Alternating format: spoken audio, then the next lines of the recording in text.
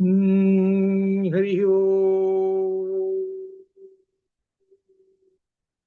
గురు బ్రహ్మ గురుర్విష్ణు గురుర్దేవో మహేశ్వర గురు సాక్షాత్ పరం బ్రహ్మ తస్మై శ్రీ గురవే నమః. జ్ఞానానందమయం దేవం నిర్మల స్ఫటికాకృతిం ఆధారం సర్వ విద్యానాం హయగ్రీవముపాస్మహే హయగ్రీవముపాస్మహే. ఆపదామపహర్తారం దాతారం సర్వసంపదాం లోకాభిరామం శ్రీరామం భూయో భూయో నమామ్యహం. ఆపదామపహర్తారం దాతారం సర్వసంపదాం లోకాభిరామం శ్రీరామం భూయో భూయో నమామ్యహం. యత్ర యత్ర రఘునాథ కీర్తనం తత్ర తత్ర కృతమస్తకాంజలిం బాష్పవారి పరిపూర్ణలోచనం మారుతిం నమత రాక్షసాంతకం మనోజవం మారుతతుల్యవేగం జితేంద్రియం బుద్ధిమతాం వరిష్టం వాతాత్మజం వానరయూధముఖ్యం శ్రీరామదూతం శిరసా నమామి. ఉల్లంఘ్య సింధోత్సలిలం సలీలం యశోకవన్యం జనకాత్మజాయాః ఆదాయ తేనైవ దదాఖలంకాం నమామి తం ప్రాంజలిరాంజనేయం. బుద్ధిర్బలం యశోధైర్యం నిర్భయత్వమరోగత అజాడ్యం వాక్పటుత్వం చ హనుమస్మరణాత్ భవేత్. రామాయ రామచంద్రాయ రామభద్రాయ వేధసే రఘునాథాయ నాథాయ సీతాయాపతయే నమః. ఓం రామచంద్ర పరబ్రహ్మణే నమః. ఓం. రామాయణము అద్వైతం అనే అంశం మీద అధ్యయనం చేస్తున్నాము.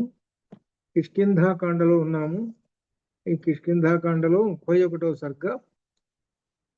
శరదృతువు వచ్చింది, కానీ ఇంకా సుగ్రీవుడు రాముడి దగ్గరికి వచ్చి నేను అన్వేషణ ప్రారంభిస్తాను అని అనలేదు. అందువలన రాముడికి కించిత్ కోపం వచ్చింది. లక్ష్మణుడితో చెప్పాడు, లక్ష్మణ నీవు వెళ్ళి ఆ సుగ్రీవుడి ముందు కొంచెం భయపెట్టేటట్టు మాట్లాడుతూ మళ్ళీ ఆయన్ని ఏమి చంపవాకు, ఏమన్నా కోపంతో ఏమన్నా బాణం వేస్తావు, ఆ పని మాత్రం చేయవాకు. అనునయ వాక్యములు చెప్పి అతన్ని మేలుకొలుపు అని చెప్పాడు. ఇక లక్ష్మణుడు తెచ్చుకున్న కోపంతో, ఇక్కడ తెచ్చుకున్న కోపం, అది ఒరిజినల్ గా సహజమైన కోపం కాదు, ఆ తెచ్చుకున్న కోపంతోటి ఆ కిష్కింధకు వచ్చేసాడు. ఆ కిష్కింధకు వచ్చేసేసి ఆ మొట్టమొదట ఇక్కడ కనిపెట్టాడు అంగదుడు. సుగ్రీవునకు లక్ష్మణుని రాకను చెప్పాడు. లక్ష్మణుడు వచ్చాడు. రాగానే ఆ అంగదుడు చూశాడు. అంగదుడికి చెప్పాడు. ఏమని చెప్పాడు లక్ష్మణ స్వామి అంటే, అంగద, సుగ్రీవునకు నా ఆగమనమును గూర్చి చెప్పుము. రాముని దుఃఖమును చూచి అతని తమ్ముడు లక్ష్మణుడు నీ దగ్గరకు వచ్చి ద్వారం వద్ద ఉన్నాడు, గేటు దగ్గరే ఉన్నాడు, ఇంకా ఈ లోపల ప్రవేశించలేదు. నీకు అంగీకారమైనచో అతడు చెప్పినట్లు చేయము అని చెప్పేశాడు. ముందు ద్వారం దగ్గర నిలబడి అక్కడే ఉండి ఆ అంగదుడికి చెప్పేశాడు. అంగదుడు పరిగెత్తుకుంటూ వెళ్ళాడు, సుగ్రీవుడి దగ్గరికి వెళ్ళి చెప్పేశాడు. ఆ సుగ్రీవుడి దగ్గర చెప్పిన తర్వాత అప్పుడు ఏమిటి, ఎక్కడున్నాడు ఏమిటి అని అంటే, అంగదుడిలో లక్ష్మణుడి మాటలు చెప్తున్నప్పుడు సుగ్రీవుడి దగ్గర చేరినప్పుడు చెప్పినప్పుడు తల్లి రుమకు వరుసగా పాద నమస్కారాలు చేసి, అనగా ఏంటంటే తార అసలు తల్లి, ఈయనకి రుమ కూడా తల్లి కదా, అప్పుడు నమస్కారాలు చేసాడు. ఈ విధంగా వచ్చాడమ్మా లక్ష్మణుడు అని కూడా చెప్పేశాడు. అయితే ఇక్కడ వీళ్ళు ఆ లోపల వెళ్ళి చెప్పారు. ఈ గేటు దగ్గర అంటే ద్వారం దగ్గర లక్ష్మణ స్వామి ఉన్నాడు. అక్కడ వానరులు ఉన్నారు ఆ గేటు దగ్గర. వాళ్ళందరూ ఏం చేశారంటే ఆ లక్ష్మణ స్వామిని చూసి కిలకిలా రావములు చేశారు. కోతి పనులు కదా ఇవి, కిలకిలా రావములు, రకరకాలైనటువంటి ధ్వనులు చేశారు. చేసేటప్పటికి లక్ష్మణ స్వామి ఒక్కసారి సింహనాదం చేశాడు. చేసేటప్పటికి వీళ్ళందరూ భయపడి ఎటువంటి అటు పరిగెత్తారు. ఈ వానరులు ఆ గేటు దగ్గర ఉన్న ద్వారం దగ్గర ఉన్నటువంటి వాళ్ళు. ఇక ఈ సింహనాదం ఎంత దూరం వినపడుతుంది అంటే సుగ్రీవుడికి వినపడుతుంది. సుగ్రీవుడికి వినపడేటప్పటికి సుగ్రీవుడు పరిస్థితి అప్పుడు ఎట్లా ఉంది, మద్యం దాగి బాగా మత్తులో పడి ఉన్నాడు. ఒక్కసారి మత్తు వదిలిపోయింది సింహనాదం వినేటప్పటికి.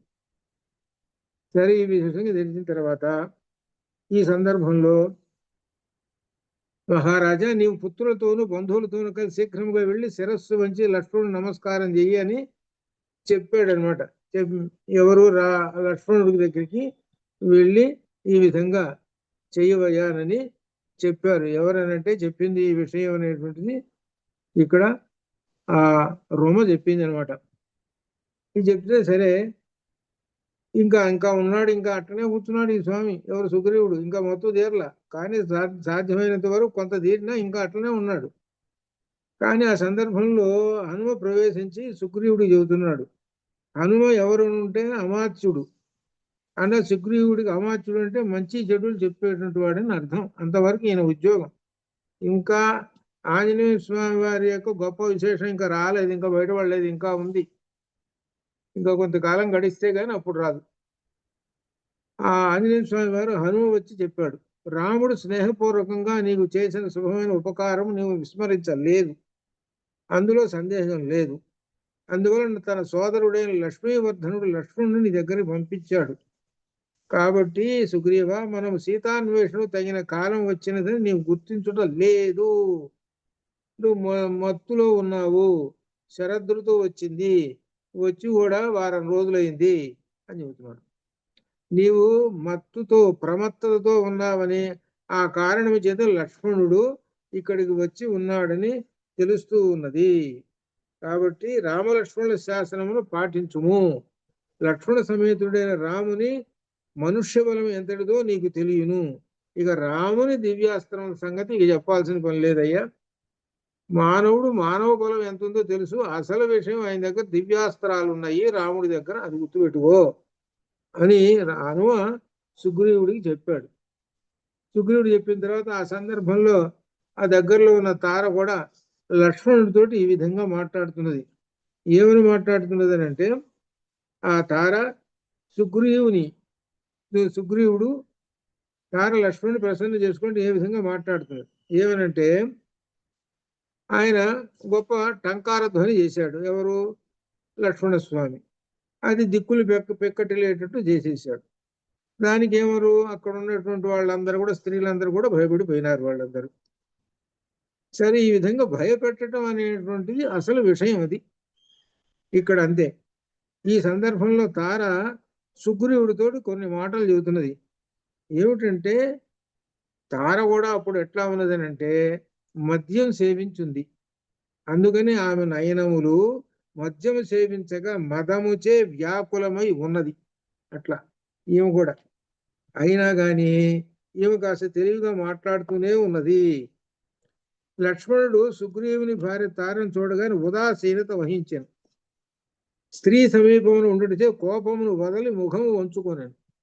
ఆమె కొంచెం ఆ మద్యం సేవించినట్టుగా ఉన్నదని కనిపెట్టాడు. చాలా కోపంగా ఉన్నటువంటి వాడు కాస్త తల కాస్త దించుకున్నాడు. అది ఆ వైపు సరిగా చూడటం లేదు, తెలుసుకున్నాడు.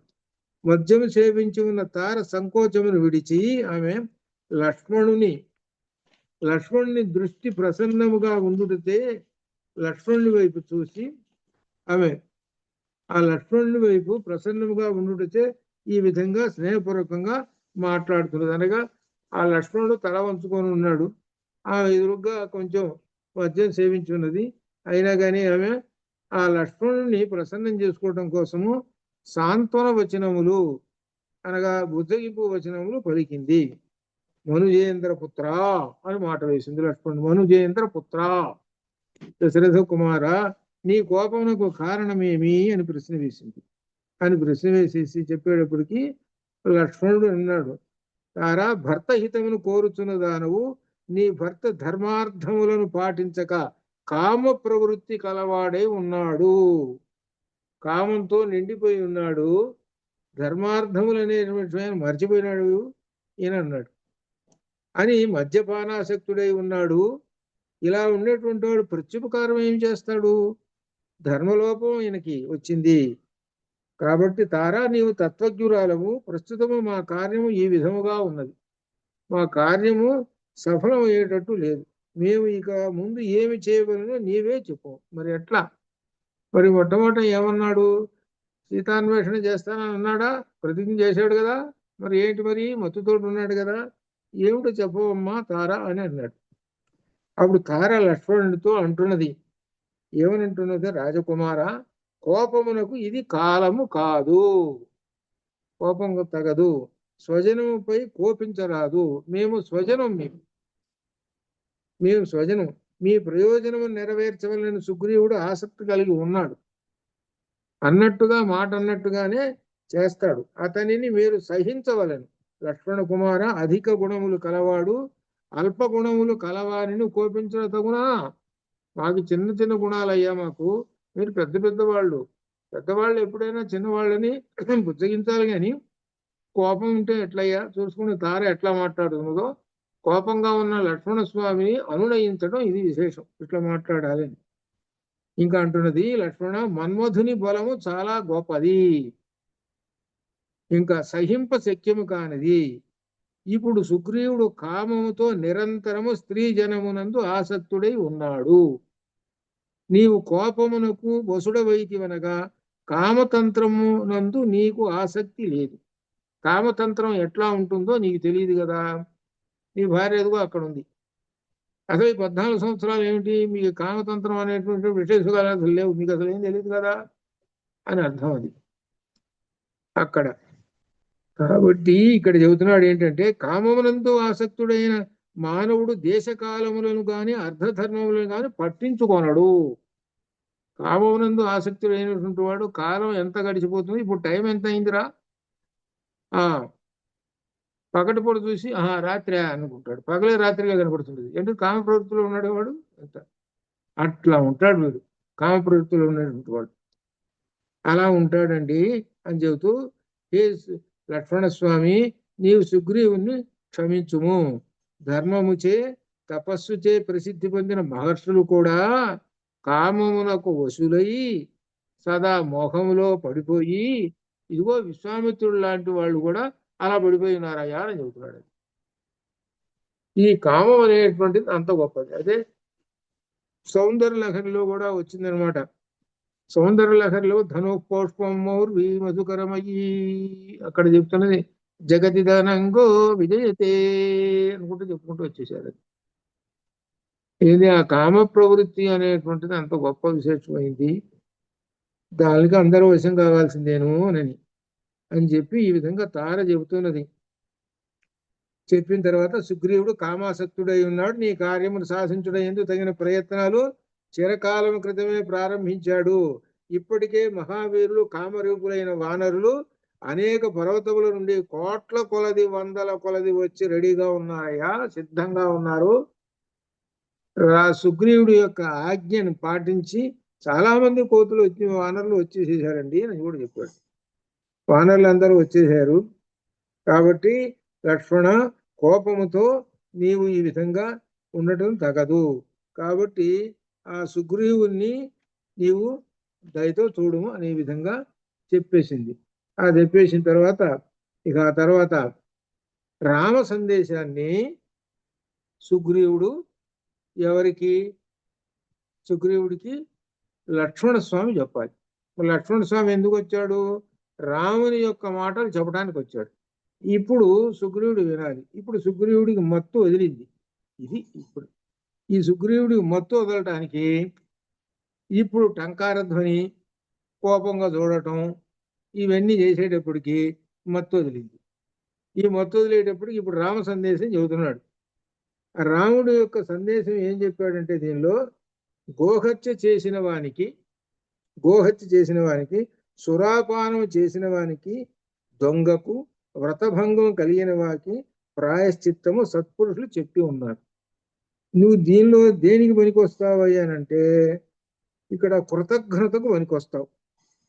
ఇక్కడ దాని కృతజ్ఞునికి ప్రాయశ్చిత్తం చెప్పలేదు. పూర్వం వాళ్ళు ఏంటి వీటికే చెప్పారు, కానీ కృతజ్ఞునికి మాత్రం చెప్పలేదు. నువ్వు కృతజ్ఞుడివి అనగా వీరందరికంటే కృతజ్ఞుడు మహాపాపాత్ముడు అనేది చివరికి. ఈ పాపాలు ఇవన్నీ కూడా వాళ్ళ కోసం చెప్పారండి, కానీ కృతజ్ఞుడికి చెప్పలేదు.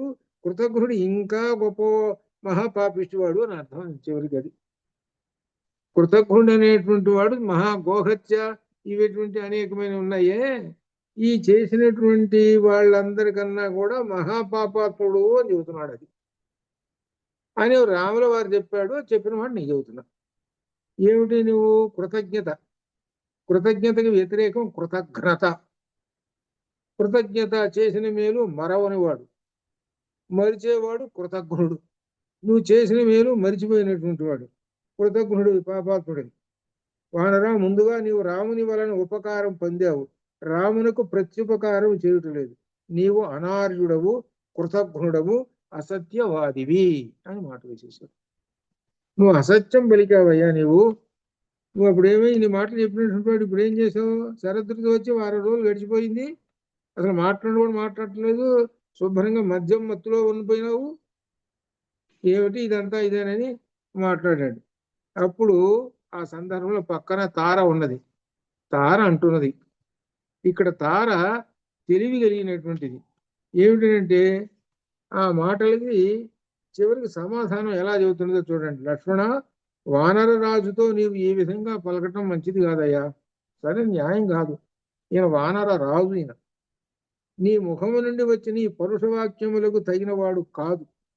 కపీశ్వరుడైన సుగ్రీవుడు కృతజ్ఞత కలవాడు, శఠుడు కాడు, కృతజ్ఞుడు కాదు, క్రూరుడు కాదు, అసత్యవాది కాదు, కుటిల స్వభావం కలవాడు కాదు, రాముడు చేసిన ఉపకారమును మరచిపోలేదు, కృతజ్ఞుడు ఈయన. అది రాముని అనుగ్రహం వలనే యశస్సును, శాశ్వత వానర రాజ్యమును, రొమను నన్ను పొందగలిగాడయ్యా. రాముని అనుగ్రహం లేకపోతే మేమేం చేస్తామండి? అసలు ఈ రాజ్యం వచ్చేదా మాకు? కాబట్టి రాముని యొక్క అనుగ్రహం మాకుంది. పూర్వం సుగ్రీవుడు సుఖముగా నిద్ర ఎరగలేదు. ఎంతకాలం ఎన్ని సంవత్సరాలు అయిందో చెప్పలేము. ఏమిటి వారికి సుగ్రీవులకి పడక. ఈ సుగ్రీవుడి కొండ మీద కూర్చున్నాడు. ఎంతకాలం? ఒకరా 2 రోజులు, కొన్ని వందల సంవత్సరాలు. కాబట్టి చాలా కాలం సుఖం ఎరగనటువంటి వాడు, చాలా దుఃఖంతో ఉన్నటువంటి వాడు. ఇప్పుడు ఈ సుఖం లభించినది. విశ్వామిత్రుడి వలె కాలమును గుర్తించలేక ఉన్నాడు. విశ్వామిత్రుడు కూడా విషయ సుఖాల్లో పడ్డప్పుడు మర్చిపోయినాడు. ఏదో రంభాది అప్సరసలు వచ్చినప్పుడు మర్చిపోయినాడు, చివరికి తెలుసుకున్నాడు అనుకో. అట్లనే విశ్వామిత్రుడు అంటున్నాడు, వాడే మర్చిపోయినాడు కాలాన్ని. ఇది వర్షాకాలమా, ఎండాకాలమా, ఏ కాలమో కాలాన్ని కూడా గుర్తించలేకుంటుంటారు ఎవరు? కామ ప్రవృత్తిలో ఉన్నటువంటి వాళ్ళు అని చెప్తున్నాడు. కాబట్టి శరదృతు వచ్చింది అనేటువంటి కూడా ఈయన గుర్తించలేకుండా ఉన్నాడు అని చెబుతూ, ఇక్కడ ఆ విశ్వామిత్రుడి వలె కాలాన్ని గుర్తించలేక ఉన్నాడయ్యా. కాబట్టి ఇక సామాన్యులు, మేము సామాన్యులు, మమ్మల్ని గురించి చెప్పే పని ఏమిందండి అని చెబుతున్నది. సమర్థిస్తున్నది ఎవరిని? సుగ్రీవుణ్ణి సమర్థిస్తున్నది అనమాట. లక్ష్మణ, దేహధర్మమును అనుసరించి కామమున తృప్తి చెందక అలసి ఉన్న ఈ సుగ్రీవుని రాముడు క్షమించవలెను. దేహధర్మం, కామ ప్రవృత్తి అనేటువంటి దేహధర్మం ఇది. కాబట్టి ఇప్పుడు సుగ్రీవుణ్ణి రాముడు ఏమిటనో క్షమించవలెను అని చెబుతున్నాడు. సుగ్రీవుణ్ణి రాముడు క్షమించవలెను. నాయన లక్ష్మణ, సత్యమును గ్రహించక సామాన్యుని వలె నువ్వు పాపాన్ని చెందావయ్యా హే లక్ష్మణ అని ఆ తార అంటున్నది. పురుష శ్రేష్ఠ, ఉత్తమ బుద్ధి గల నీ వంటి వాడు శీఘ్రముగా కోపములకు వసులు కారు కదా. ధర్మజ్ఞ లక్ష్మణ, నేను సుగ్రీవుని కొరకు ఏకాగ్ర చిత్తముతో నిన్ను ప్రార్థించుచున్నాను. చూడండి ఏ మాట వేసిందో, ఏకాగ్ర చిత్తముతో. చంచలం అనేటువంటి మనస్సు పెట్టుకోకుండా నేను ఏకాగ్ర చిత్తముతో నిన్ను ప్రార్థిస్తున్నాను. అనన్య చింతయంతో మాం ఏదైనా పరిభాషతే అన్నట్లుగానే ఈయన భగవత్ స్వరూపంగా భావించి లక్ష్మణస్వామిని ఏకాగ్ర చిత్తముతో నేను ప్రార్థిస్తున్నాను. రోషము వలన పుట్టిన ఈ ఆవేశమును వదిలివేయుము అని అంటున్నాను.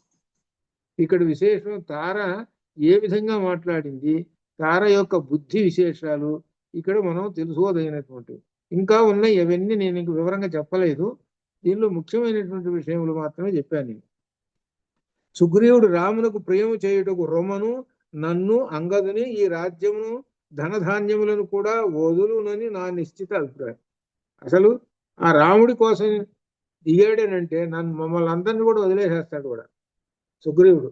ఏమిటో తెలిసిన, రాముడు అంటే అంత ఇష్టం. నన్ను రమను అంగదుని అందరిని కూడా వదిలేసేస్తాడు ఆయన. అట్లా అనమాట, అంతటి వాడనమాట సుగ్రీవుడు అంటే. రాముడు అంటే ఏంటి, రాముడికి నిజమైనటువంటి ఆ భక్తుడు, అంత గొప్ప విశేషము. సుగ్రీవుడు రాక్షసాధముడైన రావణుని చంపి రోహిణితో చంద్రుని కలిపినట్లు సీతను రామునితో కలపగలడు. లంకలో వేల కొలది రాక్షసులు ఉన్నారు, వారు కామరూపులు. వారిని చంపకుండా రావణుని చంపుట సాధ్యము కాదు.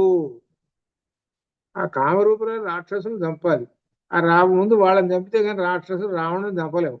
మరి చంపాలంటే ఏం చేయాలి? ఒక సుగ్రీవుడు సరిపోతుందా? సుగ్రీవుడికి సైన్యం కావాలి. ఈ వానర వీరులందరూ కూడా వస్తారు అని చెబుతున్నాడు. క్రూరకరుడైన రావణుని రాక్షసులను సంహరించుటకు ఇతరుల సహాయము తప్పక అవసరము, ఒక్క సుగ్రీవుడి వలనే కాదు. కాబట్టి కోట్ల కొలది వానరులందరినీ రప్పిస్తున్నాడు ఆ మాట చెబుతున్నాడు అని ఈ విధంగా చెబుతూ ఇంకొక మాట చెబుతున్నది ఏమిటంటే, రావణుని బలమును గూర్చి స్వయంగా నేను ఎరుగను, కానీ వాలి మాత్రం నాకు చెప్పాడు. రావణుని యొక్క బలం ఎంత ఉన్నదో నాకు చెప్పాడు. చాలా గొప్ప బలవంతుడు రావణాసురుడు అని చెప్పాడు. అందువల్ల యుద్ధంలో రామునకు సహాయం చేయుటకు అనేక వానర పొంగవులందరూ కూడా వస్తారు అని చెబుతున్నాడు. ఇట్లా ఎందుకంటే ఈ వానర సైన్యం అంతా కూడా వస్తేనే మహా వానర వీరులందరూ కూడా చాలా గొప్ప గొప్ప వాళ్ళు అన్నారు. మనకు మొట్టమొదటి బాలకాండలో ఈ వానర వీరులు ఎలా ఎలా వచ్చారో ఆ ఉత్పత్తి చెప్పాడు. దేవతల నుండి వానర వీరులు వచ్చారు, అశ్విని దేవతల నుంచి మైంద ద్విధులు వచ్చారు, ఇట్లా అగ్నిదేవుడి నుంచి వచ్చారు, అలానే సరే ఆంజనేయ వాయుదేవుడి నుంచి, ఇట్లా వివిధ దేవతల నుంచి ఈ వానర వీరులు వచ్చారు. అనగా ఆ దేవతలందరూ వాళ్ళ వాళ్ళ యొక్క శక్తులను ఉపయోగించి సృష్టించారు ఈ వానర వీరులు. వీళ్ళందరూ కలిసి ధర్మ సంస్థాపనార్థాయ సంభవామి యుగేకి అని రామచంద్రమూర్తికి సహాయం చేసి రాక్షస సంహారం చేయడానికి వచ్చారు. ఈ విషయాన్ని ఇక్కడ మనం స్మరించుకోవాలి. ఇట్లా అనమాట అని శత్రు సంహారక లక్ష్మణ కోట్ల కొలది భల్లూకాలు, కొండముచ్చులు, మహా తేజస్సు గల వానరులు. ఈ వానరుల్లో ఉన్నటువంటి భాగాలు, కొండముచ్చులు ఒక రకం, భల్లూకాలు ఒక రకం, ఇట్లా రకరకాలు ఉన్నారనమాట. ఎవరు ఈ వానరులు? వాళ్ళందరూ కూడా సిద్ధమై ఉన్నారు. కాబట్టి నీవు కోపమును వదిలించుకో, కోపమును విడువుము అంటున్నాడు. ఇక ఆ తర్వాత సుగ్రీవ లక్ష్మణుల సంభాషణ. సరే, దగ్గరికి చేరాడు సుగ్రీవుడు దగ్గరికి. ఆ లక్ష్మణస్వామి చేరాడు. సుగ్రీవుడు ఇక్కడ సుగ్రీవ లక్ష్మణుల సంభాషణ తార వినయపూర్వకంగా చెప్పింది. చెప్పేటప్పటికి ఆ తర్వాత సుగ్రీవుడు రాముణ్ణి స్తుతిస్తూ ఉన్నాడు లక్ష్మణస్వామి ముందు. లక్ష్మణ, నేను రామానుగ్రహముతో వానర రాజ్యమును, నశించిన ఐశ్వర్యమును, వరల యశస్సును అంతటినీ పొందాను. రాముడు చేసిన మహా ఉపకారమునకు తిరిగి ప్రత్యుపకారము కొంచెమైనను చేయక ఎవడైనను ఎట్లుండును? తప్పనిసరి చేస్తాను. ధర్మాత్ముడైన రామునకు నేను కేవలం సహాయముగా ఉండగా తన తేజస్సుతో సీతను పొందగలడు, రావణుని వధించగలడు. ఒక్క బాణముతో సప్తతాళములను, పర్వతమును, భూమిని చీల్చిన రామునకు ఇతరుల సహాయంతో పనే లేదు. అసలు ఆయన ఒక్కడే చేయగలుగుతాడు. అసలు అంతటి గొప్పవాడు ఆయన. రాముడు ధనుష్టంకారం చేయక ఆ ధ్వనికి పర్వతంలో కూడా భూమి అంతా కూడా కంపించిపోయింది. అంత గొప్పవాడు అనమాట రాముడు, అంతటి గొప్పవాడు. అటువంటి రాములకు సహాయం అసలు ఎందుకు? రావణుని అతని సైన్యమును సంహరించి రాముడు వెళ్ళుచుండగా నేను ఆయన వెంట కేవలం అనుసరించి వెళుతుంది. ఏదో ప్రత్యుపకారం చేస్తానన్నాను కాబట్టి వెనక వెళతాను, అంతేగాని అసలు రాముడు అంతటి చాలా గొప్పవాడండి అని చెబుతున్నాడు. చివరికి ఇక్కడ అర్థం ఏంటనమాట, రాముడు చాలా వీరుడు, గొప్పవాడని చెప్పడం అంతే. ఆ విధంగా చెబుతూ అటువంటి రామునకు సహాయం ఎందుకండి? రాముడిని అతని సైన్యం సంబంధించి రాముడు వెళుతున్నా నేను ఆయన వెంట వెళతాను. నేను రామునిపై గల విశ్వాసము చేత గాని స్నేహం వలన గాని ఏమైనా అపరాధం చేసినచో భృత్యుడనైన నన్ను క్షమించవలెను. చివరికి క్షమాపణ కోరాడు. ఈ క్షమాపణ కోరినప్పుడు ఎప్పుడైనా అతనిని క్షమించవలను. ఇది ధీరుడి యొక్క లక్షణం. అయ్యా నన్ను క్షమించండి అంటే నేను క్షమించను, నేను చంపేస్తానని అంటే అది ధీరుడు అనడు వాడిని. ధీరుని యొక్క లక్షణం ఏంటంటే శరణు అన్నప్పుడు ఇవ్వాలి శరణాగతి, అంటే రక్షణ అనే అర్థం అనమాట. అప్పుడు లక్ష్మణుడికి సంతోషించి ప్రేమతో ఈ విధంగా అప్పుడు లక్ష్మణుడికి ఈ కోపం తగ్గింది. చూడండి, క్షమించు అన్నప్పుడు కోపం తగ్గుతుంది. ఇది మనం నేర్చుకోవాల్సింది దీనిలో ఉండేటువంటిది అనమాట. ఇది ఇట్లా వానరేశ్వర నీవు వినయవంతుడవు, వానరులకు రక్షకుడవు, సర్వ విధములా నా సోదరుకు కూడా రక్షకుడవు. ఈయన చూసుకో, ఈయనేమంటున్నాడు, నా సోదరుడికి రక్షకుడు అయ్యా నీవు అన్నాడు. ఇంత క్రితం ఆయనేమన్నాడు, అసలు రామచంద్రమూర్తికి సహాయం ఏంటండి ఒకళ్ళు అన్నాడా? ఈయన ఇప్పుడు ఏమంటున్నాడు, నా రాముడికి నువ్వు సహాయకుడు అయ్యా అంటే రాముడికి సహాయం చేయాలి, సహాయం చేస్తేనే పని కాదు అని అర్థం. ఎట్లా పరస్పరం ఏ విధంగా చెప్పుకుంటున్నారో చూసుకోండి. అట్లా సుగ్రీవ నీవు మహాప్రభావం కలవాడు, పరిశుద్ధమైన మనస్సు కలవాడు, అందువల్ల ఈ వానర రాజ్యమును మరియు ఉత్తమమైన ఐశ్వర్యమును అనుభవించుటకు తగిన వాడవు. పరాక్రమవంతుడు అయిన రాముడు నీ సహాయమున రణమున శత్రువులను జయించును, ఈ విషయమున సందేహము లేదు. నీ సహాయం వలన రాక్షస సంహారం జరుగుతుంది. సుగ్రీవ నీవు ధర్మజ్ఞుడవు, కృతజ్ఞుడవు, రణమున వెన్ను చూపని వాడవు అంటున్నాడు. అటువంటి నీవు ఈ విధముగా వినయముగా పలుకుట యుక్తము. ఇది ఇప్పుడు లక్ష్మణస్వామి ఎలా ఉన్నాడు అంటే పూర్తిగా కోపం అంతా పోయింది. అలానే సుగ్రీవుడు కూడా పూర్తిగా ఈ మొత్తంతో వదిలిపోయింది. కాబట్టి ఇక్కడ ఒక విశేషం చెప్పుకోవాల్సింది ఉంది. ఏమిటంటే కోపం అనేటువంటిది ఏమిటి? తమోగుణ సూచకం. ఇది కోపం ఎప్పుడు తమోగుణ సూచకం. ఆ తమోగుణ సూచకమైనటువంటి కోపం వచ్చినప్పుడు వాడు ఏం చేస్తాడో వాడికే తెలియదు. కోపం వచ్చిందనుకో, తమోగుణ సూచకమైనటువంటి కోపం వచ్చిందనుకో, ఇప్పుడు ఉదాహరణకి తండ్రి అందాం, కొడుకు అనుకుందాం. ఆ కొడుకు ఎవడో 10 ఏళ్ళు 15 ఏళ్ళు ఉన్నాయి అనుకుందాం. తండ్రి కోపం వచ్చింది. ఆ కోపం వచ్చి ఈ కోపంలో మర్చిపోయినాడు, తాను మర్చిపోయి ఆ బడిత తీసుకుని బాగాడు. అర్థం కదా? అంటే రాక్షస మాదిరిగా తయారైనది. ఆ కోపం అనేది ఆ తమోగుణ లక్షణం. ఆ పరిధి ఎంత దూరం తీసుకొచ్చిందో తెలుసునండి, ఎంత తప్పో అది తెలుసును, అది ఎంత దోషమో. అందుకనే తండ్రికి ఉండవలసిన లక్షణాలు తండ్రికి ఉండాలి.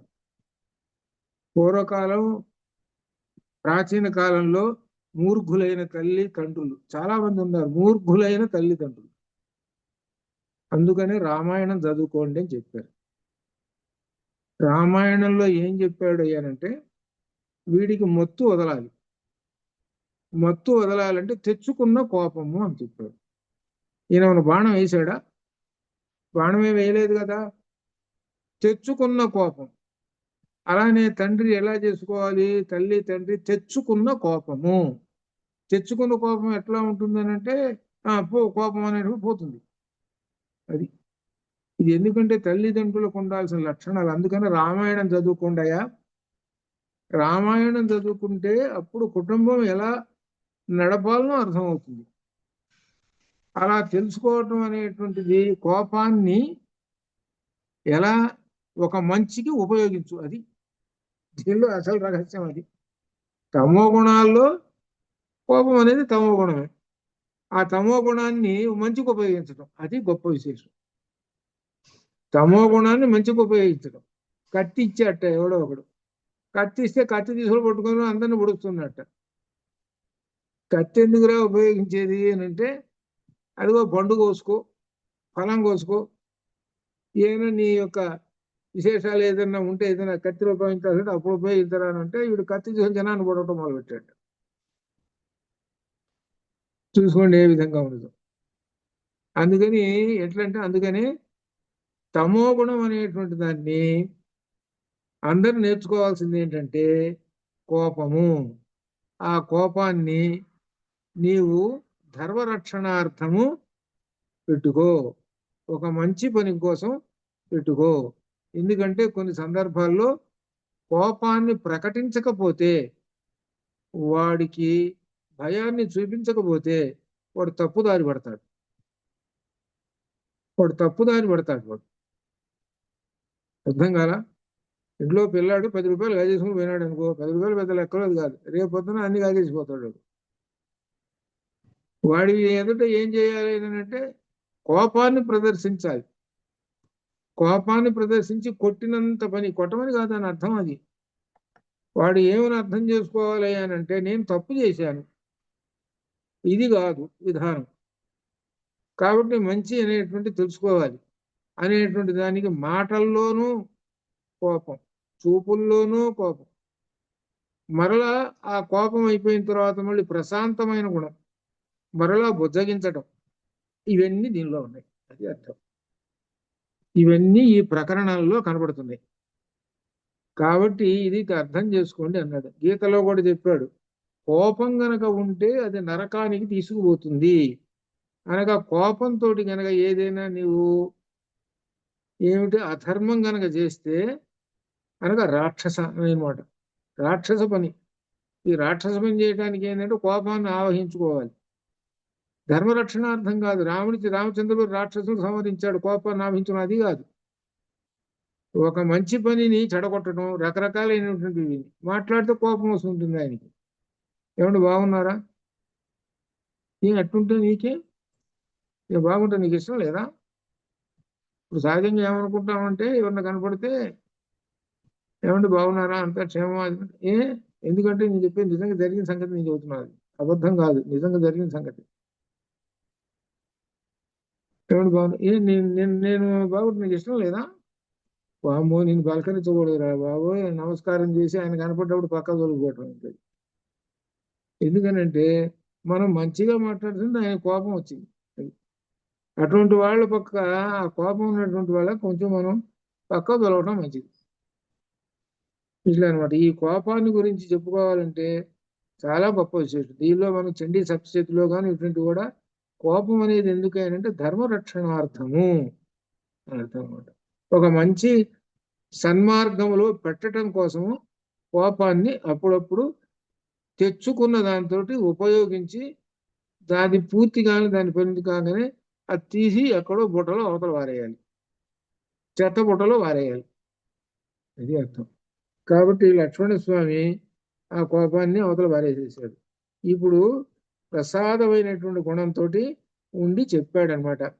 రామచంద్రమూర్తి దుఃఖపడుతున్నాడయ్యా, నువ్వు రాలేదు, నీ కోసం చూస్తున్నాడు అని చెప్పాడు.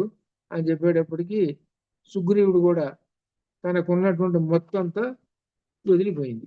కాబట్టి మత్తు వదిలిపోవటానికి ఈయన యొక్క కోపం, తెచ్చుకున్న కోపం ఇట్లా పనిచేసింది అని చెబుతున్నాడు అనమాట.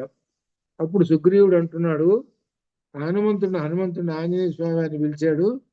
అమాత్యుడు కదా, ఆంజనేయ నీవు మొత్తం మనకి 14 చోట్ల ఉన్నారు వానరులు, 14 ప్రదేశాల్లో ఉన్నారు. ఆ 14 ప్రదేశాల్లో ఉన్న ఆ వానరులందరికీ నా ఆర్డర్గా జీవో పాస్ చేసేసి, నా ఆదేశానుసారం వెంటనే అందరినీ రప్పించేసేయి అన్నాడు. ఎక్కడెక్కడ ఉన్నారట? హిమాలయ పర్వతాల్లో ఉన్నారట, వింధ్య పర్వతాల్లో ఉన్నారట, మహేంద్ర పర్వతం మీద ఉన్నారట, రకరకాలైనటువంటి వానరులు ఉన్నారట. ఈ వానరులందరూ ఇంకా విశేషం సముద్ర ప్రాంతంలో ఉన్నారట, తూర్పు దిక్కున ఉన్నారట, పశ్చిమ దిక్కున ఉన్నారట. అంజన పర్వతంపై ఉన్న వారిని వెంటనే గుర్తుకొచ్చిందా?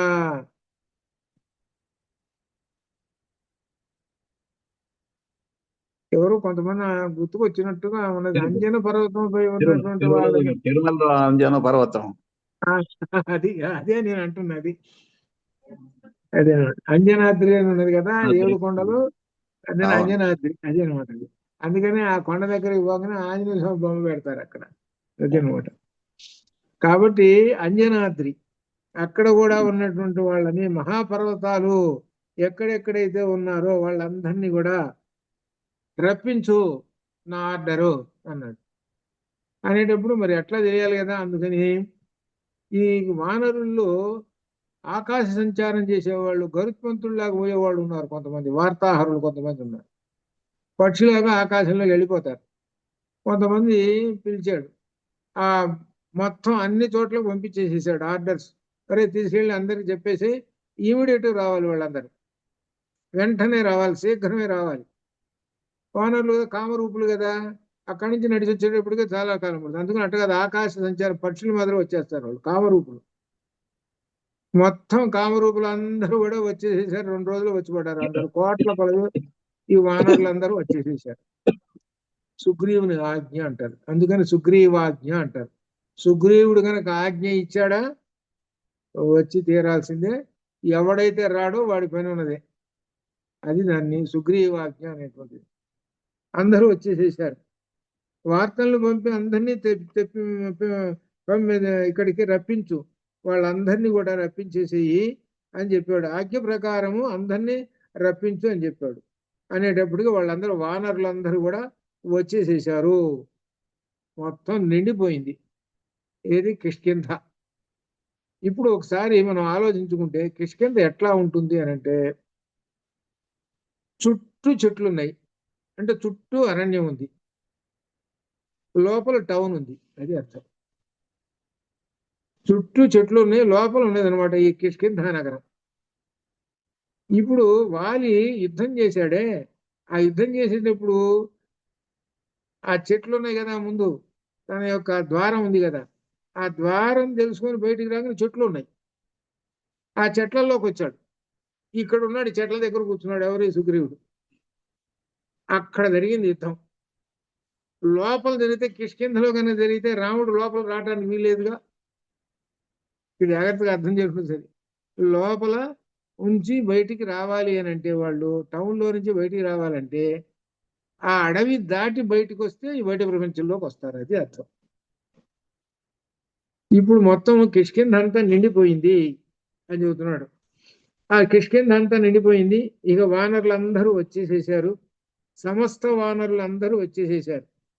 సుగ్రీవుడు సంతోషించాడు, నా ఆజ్ఞ ప్రకారం అందరూ వచ్చేసేసాడని. ఇప్పుడు సుగ్రీవ లక్ష్మణులు రాముని వద్దకు, ఇప్పుడు అర్థం ఏంటి, అక్కడ సుగ్రీవుడు లక్ష్మణ స్వామి ఏమైనా ఒక రోజు ఉన్నాడేమో, లేకపోతే అప్పటికప్పుడు ఏమైనా, దాని గురించి మనం ఆలోచించలేం.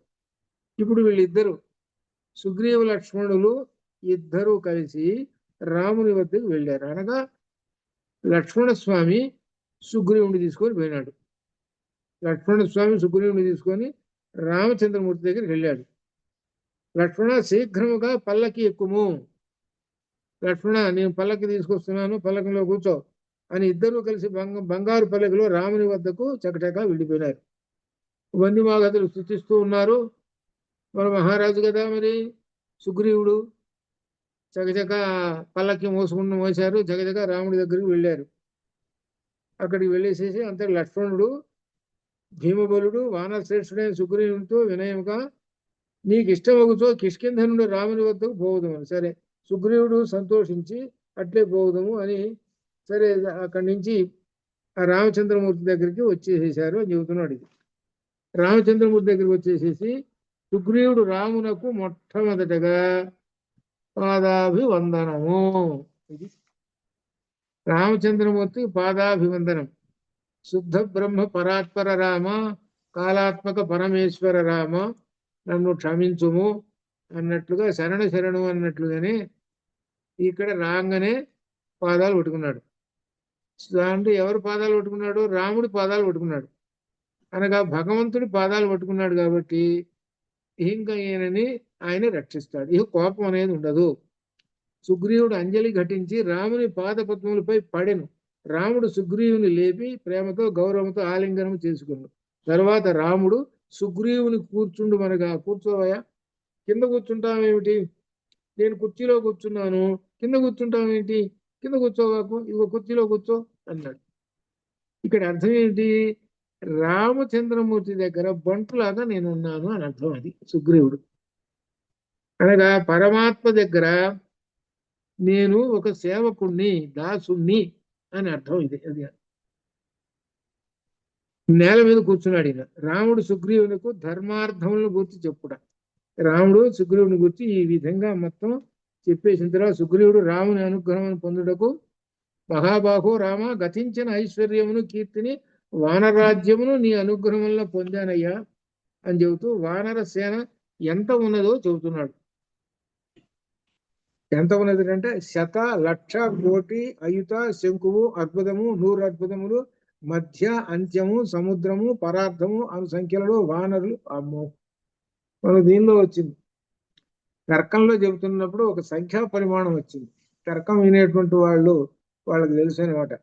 సంఖ్యా పరిమాణం అనేటువంటి 37 సున్నాలు చుట్టాలి. అది లాస్ట్ దిట. అంతమంది ఉన్నారు వీళ్ళు. ఎవరు? ఈ వానరులు. వాళ్ళందరూ ఎక్కడెక్కడ వాళ్ళందరూ కూడా అందరూ వచ్చేసారు. వీరు మేరు వింధ్య పర్వతంలో నివసించేవారు. అసంఖ్యాకులైన వానరులు వీళ్ళు. వీరు రాక్షస రాజులైన రావణుని ఆయన బంధువులను వధించి సీతను తీసుకొస్తారు. సుగ్రీవుడు తన ఆజ్ఞను పాలించి సీతాన్వేషణ కార్యక్రమం చేపట్టినందుకు రాముడు మిక్కిలి సంతోషించాడు. ఇప్పుడు సిద్ధమైనాడండి. మత్తు తీరిపోయింది. ఈ కార్యక్రమంలోకి అడుగు పెట్టేశాడు. సుగ్రీవుడు కార్యక్రమంలోకి అడుగు పెట్టాడు. ఆయన నేత్రం నల్ల కలువలలో వికసించి మరింత ఆనందంగా ఉన్నాయి. రామచంద్రమూర్తికి చాలా సంతోషించి ఆనందంగా ఉన్నాడు. ఇక 39వ సర్గలో సకల వానరులు కూడా అందరూ వచ్చేసేసారు. అందరూ కూడా వానరుల యొక్క ఆగమనము వచ్చిన తర్వాత ఇక్కడ ఆ వానరుల యొక్క విశేషం ఏంటంటే వానర వీరుల పేర్లు చెప్పాడు. వానర వీరులు ఎలా ఉన్నారో వాళ్ళల్లో కొంతమంది వానర వీరుల పేర్లు చెప్పేశాడు. ఆ వానర వీరులు దధీముఖుడు, అశ్వినీ దేవతలు, గజుడు, తర్వాత రుమణుడు, గంధమాదనుడు, అలానే ఇంకా అంగదుడు. అంగదుడు అంటే వాలి కొడుకు. అలానే ఇంద్రజానువు, అలానే రంభుడు, అలానే ఇంకా దుర్ముఖుడు. ఇలా ఈ విధంగా అన్నమాట. ఇంకా విశేషంగా ఏమిటంటే దధిముఖుడు, శరభుడు, కుముదుడు, వహ్ని, రంభుడు, ఇంకా వీళ్ళందరూ వానర వీరులు. వీళ్ళందరూ కూడా వచ్చేసేసారు. ఇప్పుడు 4 దిక్కులకి పనిచేస్తున్నాడు.